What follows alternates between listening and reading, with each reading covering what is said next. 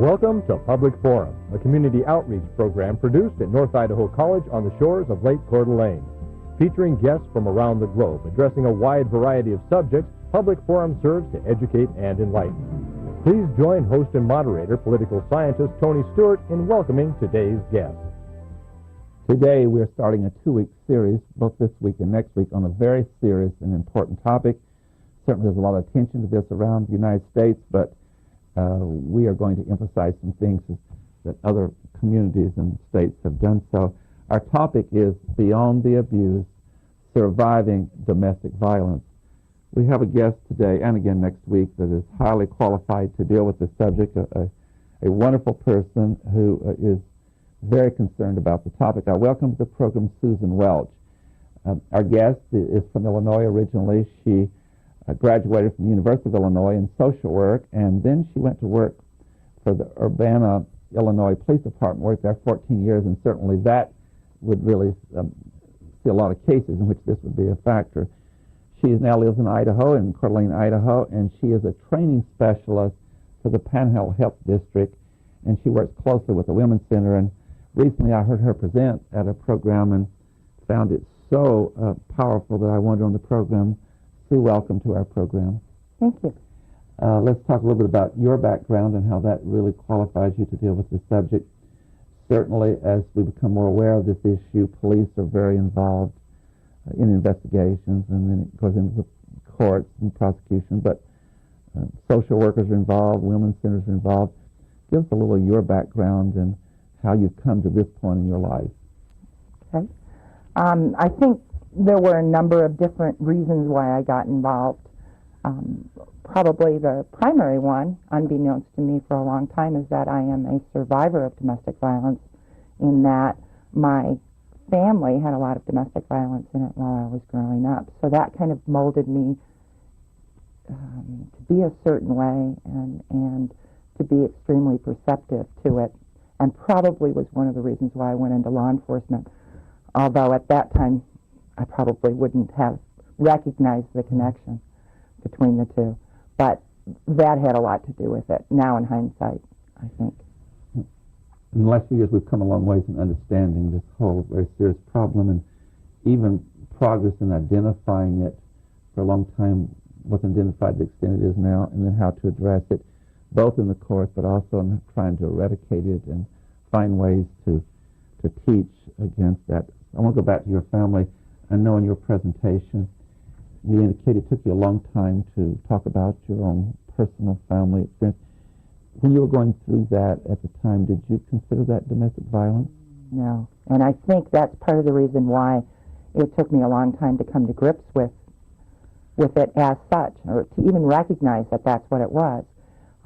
For me as a child, what was happening in my family was the norm, because it was my family, it was all I knew. And in fact, it was similar to other families, other friends' families. So you thought this was kind of a normal process? Yeah, I thought that all parents fought. I thought they fought to so they could make up. And that's a lot of what happened in my family. There was a lot of fighting. The majority of the time was fighting, but then there were the times when they made up, or as we like to call it, the honeymoon periods. And so it was kind of the norm for me. And I don't think I perceived it as domestic violence per se, but it wasn't just me. I mean, no one did then. Certainly, society in general didn't think of that as a crime. It wasn't, per the law. Mm-hmm. It was just something that happened behind closed doors that, what happened at home stayed at home. Mm-hmm. And when you became so aware of this and so involved in it, and really I consider you very much a specialist, an expert, but even then it took you a long time to talk about this publicly. I think you can be a help to other victims in your own case and others like that. Why is it so difficult, one, I guess, to admit it to yourself, but number two, to talk about it publicly? I think there's a lot of shame that goes along with it, and a lot of feeling like there was, especially once you recognize it as domestic violence, there was something wrong with us as a family. There was something wrong with my mother for staying in a relationship like that. There was something wrong with my father for being abusive. There was something. So you feel that, even as a child, you feel that shame. And so you keep quiet about it. I think for me, though, part of that also had to do with, the times. I don't want to date myself, but when I went into law enforcement, there weren't women going into law enforcement. There were very, very few of us. So if I had explored that part of it or acknowledged that part of it, then it would be the reason why I was doing what I was doing. And I have to admit that there was a part of me that didn't want anyone to think, oh, that's the bone she's got to pick. That's the issue. And so for a long time, I just didn't talk about it. Even today, we find, and that might have been true in your case, we find that when there's an abusive father in the home, that oftentimes the mother and the children, in suffering this abuse, turn it to the point of saying, well, I did something that caused it to happen. I'm partly or maybe fully responsible. That is a challenge, getting over that, is it not? You always feel that way. If I'd only been a better kid, if I'd gotten better grades, if I'd cleaned the house better, I fell prey to all of those same kinds of misconceptions that any survivor of domestic violence does, that I know my mother did. If we had been a better family, this wouldn't be an issue. So you're right. That's a lot of it. You feel that way. I was very lucky in that I got a degree in social work. And when I was in college, and like many other people who have grown up in situations where there's a lot of family violence, I myself was starting to repeat that intergenerational cycle and ended up dating somebody who was abusive. And I was really lucky because kind of the day I opened my eyes and went, I'm becoming my mother, what's happening to me, I was surrounded by helping people because I was getting a degree in social work. So I was in the prime setting and situation. And it was a point in time when we were all becoming educated about what it was. One more along that line, and then we have some slides we're going to show and let you go through and explain them. But it just so happened this weekend we're taping this program at the end of October, but I was in a setting where I was talking to a law enforcement person, a woman, and she shared with me a story that partially explains, I think, too, the challenges you all had. There was a real serious domestic violence case that actually wound up ending in murder. But she was so enlightened, and she was a young officer, and she saw it for what it was. As she wrote her report, and now she was criticized by some of the senior law enforcement men, saying, "Oh, that's just an argument between this couple," and she was actually chastised. Times have changed, and those individuals, most of them have retired. But even when you entered law enforcement, wasn't that one of the great challenges for families, for women and children in particular? Law enforcement was not very eager to deal with it. Oh, we didn't deal with it. And there were some reasons why. Number one was that it wasn't necessarily a crime. There weren't domestic violence laws on the books. And the most you could get was a misdemeanor battery in many cases. And because of the way the laws were written at the time and the way they were enforced, we had no complainants. And you had, I guess in that period of time, there wasn't even restraining orders. No, there was nothing. I mean, there were regular restraining orders, not protection orders, regular restraining orders, but law enforcement cannot enforce those. Those are up to judges to enforce.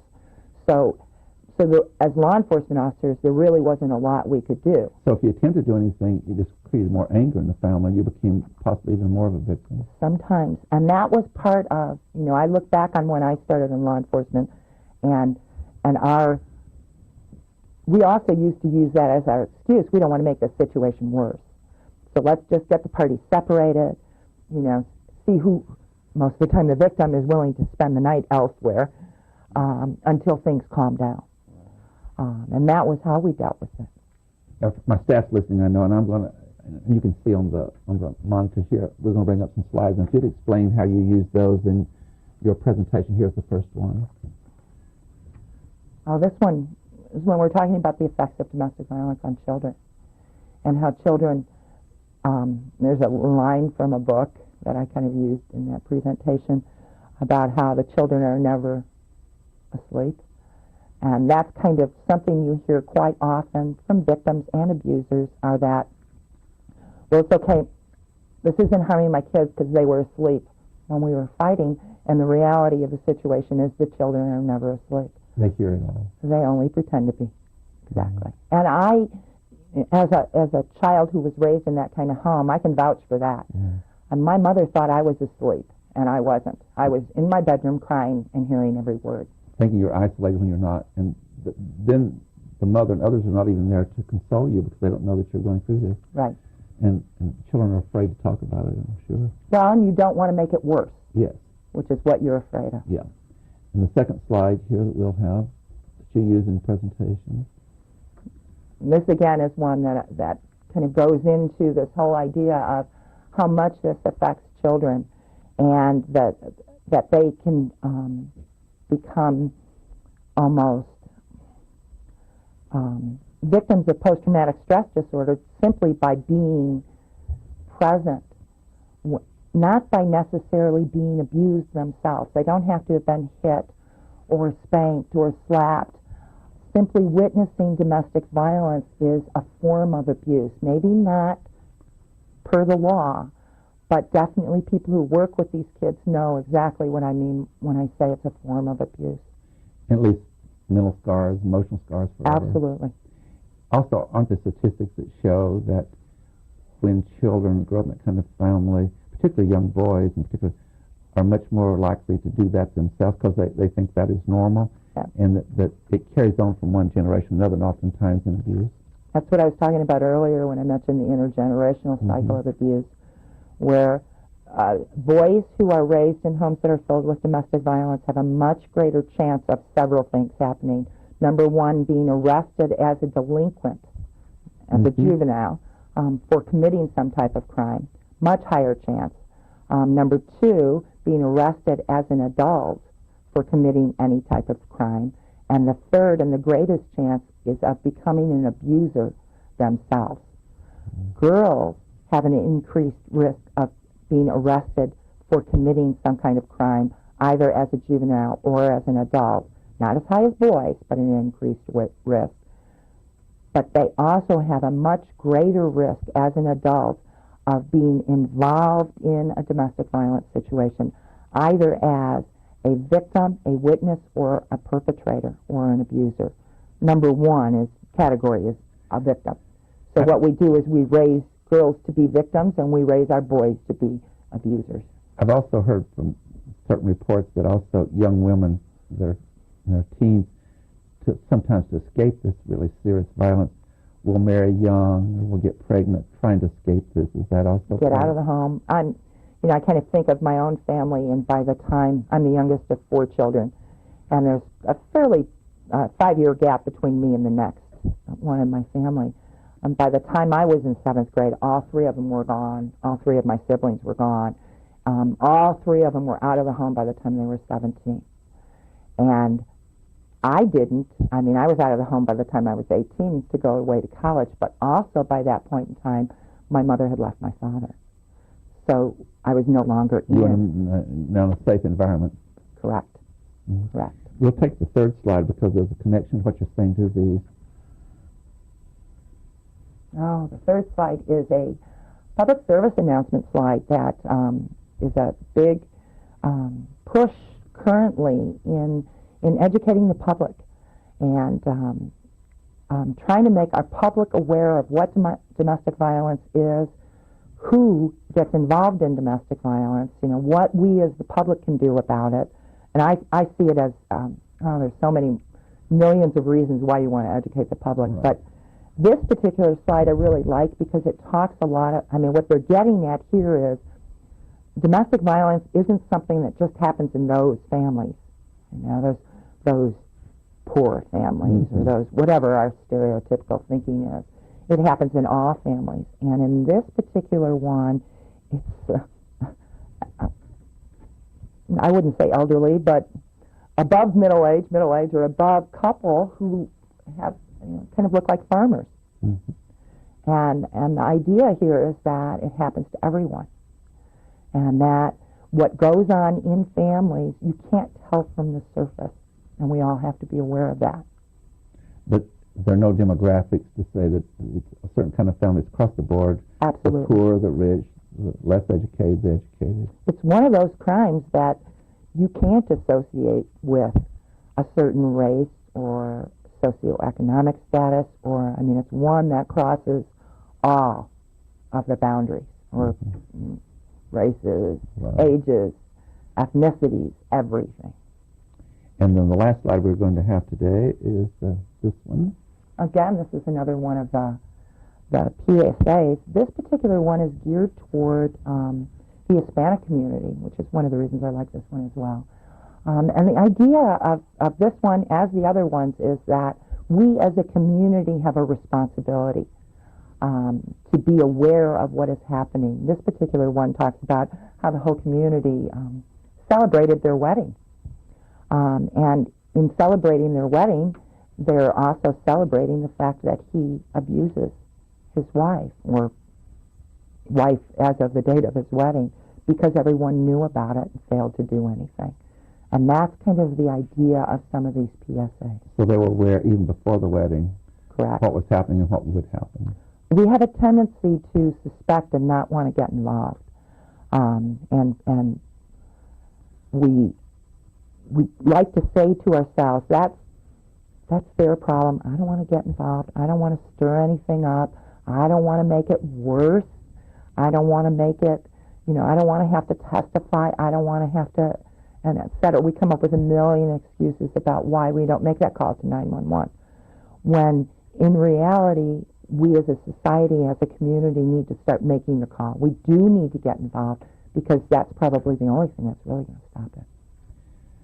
My next question deals in our culture, and I have a good friend who is in civil rights and attorney, says all things go back to culture, cultural values, and the environment. We do know that domestic violence is overwhelmingly committed by the male in the family, the father.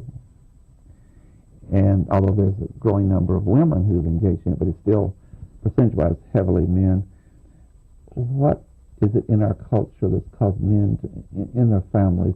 There's a lot of great families. We must recognize that. Good. I'm glad you said that, because yes, there are. There are wonderful families. There's no domestic violence, and there's a lot of compassion, love, and a lot of men who are very, very compassionate. But in those that experience domestic violence, the overwhelming majority are still men. What is in our culture that explains that? Well, I think if you go back, we could go back hundreds of years when we taught, societies were built upon this idea in many cultures that women were property of the men. Mm-hmm. Chattel. Women were chattel, just as children were. And we could do what we wanted with our own property. It was their property, is what they said. Correct. So that's part of it. Some of it also has to do with, and having a son myself, I kind of recognize this now, is that we raise men or boys to act in certain ways that are consistent with what, that stereotypic idea of this strong man. And when we do that, I'm not sure we're doing them service. I think that what they're getting are very mixed messages. And I know that in my own case with our son, my poor kid, he's got me for a mom. But I'm really trying hard to make sure that he understands that there's a difference between strength that comes from within and strength that comes from the fist. Mm-hmm. And our society tends to confuse the two sometimes. And our men are applauded when they show this outward physical strength, to an extent that kind of makes that feel like it's okay. And I think I know I'm getting really, I'm guessing, okay. No, you go right ahead. No. It's very important for the viewers to hear. Yeah, I think that sometimes we have to, it's a lot more than just saying, women are not chattel. They are not property. It's a lot more. It has a lot to do with educating our boys, our young men, and our girls, our young women, into how to respond appropriately in relationships, how to show love, how to fight fairly, how to express disagreement appropriately, Mm-hmm. that it's okay, to disagree sometimes, and to have someone disagree with you and how we deal with that properly. And not to have an authority figure that decides everything.